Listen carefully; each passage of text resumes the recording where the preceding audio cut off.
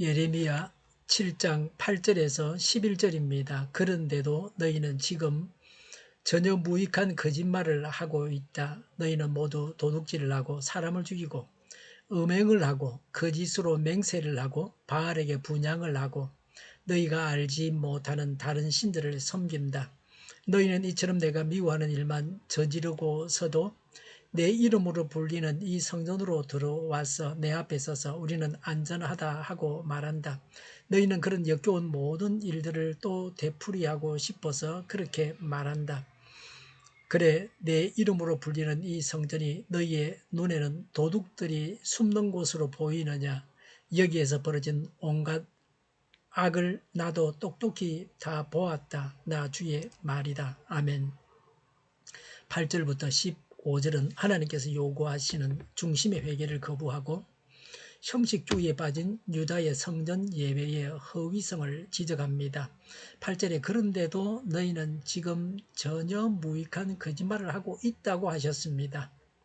죄악상을 지적해서 말씀하고 있습니다. 무익한 거짓말은 성전 제사만 드리면 유다는 안전하다는 주장을 말합니다.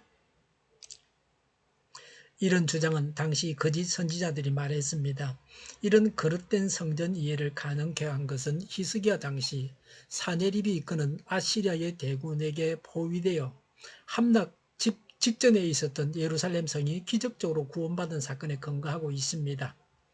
아시리아 군의 패망이 성전이 있었기 때문이 아니라 히스기야 왕의 사투를 건 진정한 회개에 대한 하나님의 응답이라는 것을 간과하고 있었습니다.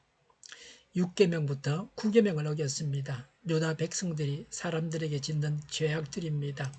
이웃에게 행하는 불의들입니다. 9절에 너희는 모두 도둑질을 하고 그랬습니다. 8계명을 범했습니다.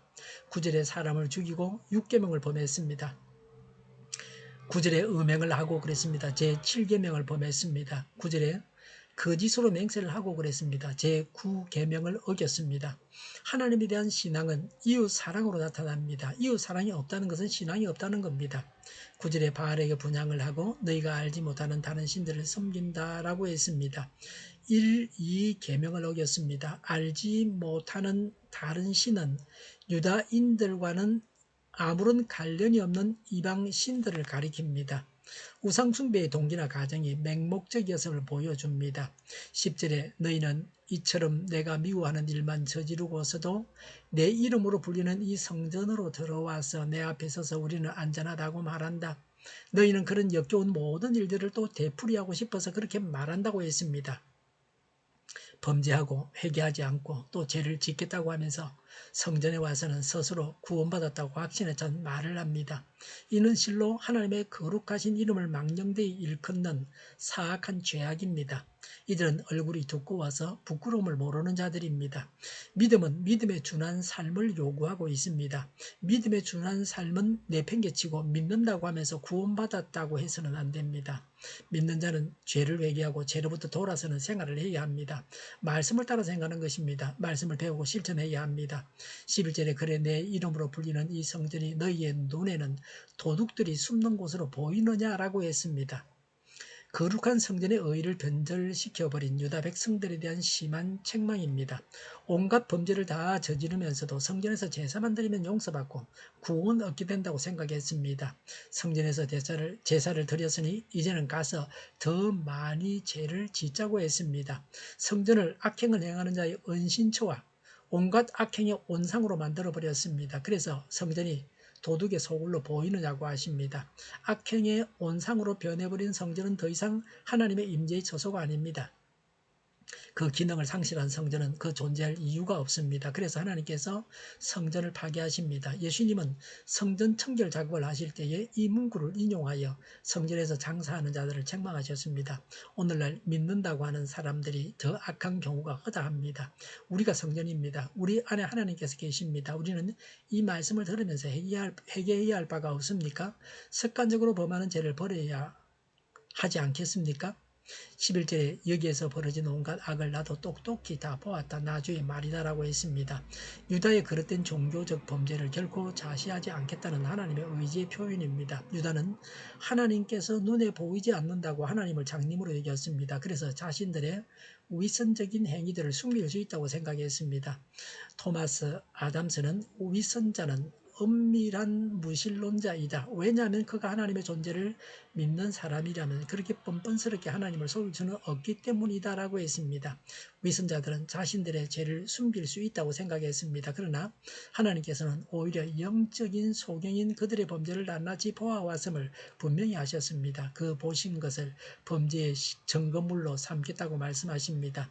범죄하고 회개하지 않고 늘 습관적으로 죄를 지으면서 살면서도 교회에 나와서 예배만 드리면 된다고 해서는 안 됩니다.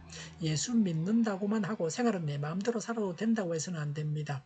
절대로 그렇게 해서는 구원받을 수가 없습니다. 믿음 따로 생활 따로가 되어서는 안 됩니다. 썩은 지팡이를 의지하는 자는 넘어질 것입니다. 구원받기 위해서 우리는 어떻게 해야 합니까? 하나님을 믿는 사람답게 참된 회개를 해야 합니다. 지연죄를 회개해야 합니다. 그리고 우리의 생활이 달라져야 합니다. 회개하고 회개에 준한 삶을 살아야 합니다. 하나님의 백성다운 삶을 살아야 합니다. 말씀 따라 살아가야 합니다. 기도하겠습니다. 회개하고 악행을 버려서 사는 길로 가겠습니다. 하나님의 백성답게 살아가겠습니다. 우크라이나의 전쟁과 살상이 그치고 전쟁 책임자가 신속하게 심판을 받게 하옵소서. 오늘보다 내일이 더 낫게 하옵소서. 교회가 분열되지 않고 나가 되게 하여 주시옵소서. 모든 언론이 제 역할을 다하게 하여 주시옵소서. 정의가 강물처럼 흘러가게 하여 주시옵소서. 하나님을 대적하는 법을 만들지 않게 하옵소서. 있어야 할 법을 폐기하지 않게 하옵소서. 있어서는 안 될 법을 만들지 않게 하옵소서. 지구상의 모든 사람이 백신을 맞고 모든 변이 효력이 있는 백신과 치료제가 나오고 지독한 변이가 나오지 않게 하여 주시옵소서. 치료제가 저렴해지고 오미크론 재유행이 없고 코로나가 종식되게 하여 주시옵소서. 오늘도 드려지는 주일 예배를 주장하여 주시옵소서. 은혜가 넘쳐나는 예배, 감염이 없는 예배가 되게 하여 주시옵소서. 우리 동일교회가 만구는 집 하게 하여 주시옵소서. 예수 이름으로 명하노니 모든 병만은 물러가고 몸의 모든 부분들은 온전하게 될지어다. 신주의 기적을 베푸셔서 지금도 저희의 질병을 고쳐주시옵소서. 코로나로 신음하는 모든 자들을 고치시고 온전케 하여 주시옵소서. 저희와 교회와 나라의 민족을 불쌍히 여겨 주시옵소서. 모든 악한 것들을 제거하여 주시옵소서. 지도자들을 주장하여 주시옵소서. 하나님께서 기뻐하시는 교회와 나라가 되게 하여 주시옵소서. 물가가 안정되고 식량과 원유와 가스와 석탄 가격이 내려가고 경제가 나아지고 비가 필요한 곳에 비를 내려 주시옵소서. 비와 태풍의 피해가 없게 하여 주시옵소서. 안개가 그치고 늘 맑은 공기를 마실 수 있게 하여 주시옵소서. 공부하는 학생들에게 지혜를 다하셔서 앞서가게 하시며 학교의 영광을 누리게 하여 주시옵소서. 오늘도 하나님 안에서 차고 넘치는 삶, 복된 삶을 살게 하여 주시옵소서. 감사와 찬양을 주님께 돌려드리며 예수님의 이름으로 기도하옵나이다. 아멘.